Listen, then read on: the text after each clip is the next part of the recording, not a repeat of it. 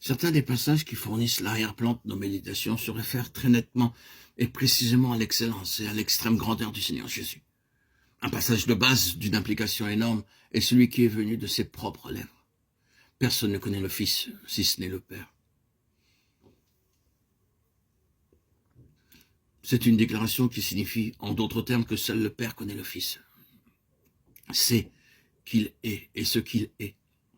Seul le Père sait tout ce que le Fils représente. Avec cela, nous avons la profonde déclaration de l'apôtre Paul. Mais lorsqu'il plut à Dieu de révéler en moi son Fils. Ceci se situe au début de sa vie en Christ Jésus. Et ce fut une révélation qui était destinée à devenir si pleine qu'après toutes ces années d'instruction, après toute sa découverte de Christ, à la fin, il en est encore à se trouver avec ce cri de cœur.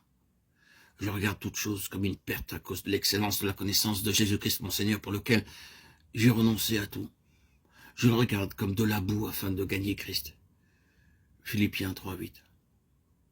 Cela indique clairement que même à la fin, l'apôtre a reconnu qu'il y avait une connaissance de Christ qui lui était encore possible d'avoir, qui était au-delà de tout ce qui lui avait déjà été révélé, et qu'une telle connaissance était plus précieuse et plus importante que toutes les autres choses.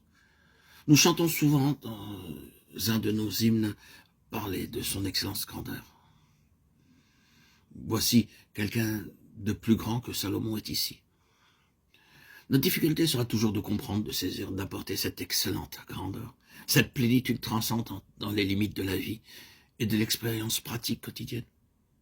Pourtant, il est nécessaire que cela soit, et notre approche de cette plénitude doit être du genre à nous la rendre d'une valeur immédiate, car tout ce vaste domaine de puissance et de plénitude, bien que tellement au-delà de notre compréhension, est cependant pour notre bien et notre avantage présent.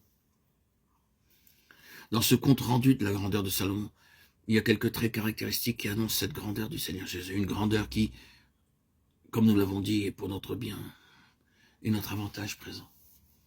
Nous remarquons qu'il est dit de Salomon qu'il était un roi sur tout Israël et qu'il dominait sur toute la région au-delà du fleuve. Et quelqu'un de plus grand que Salomon est ici. Le premier trait caractéristique alors est celui de sa domination suprême, son excellente seigneurie et royauté souveraine.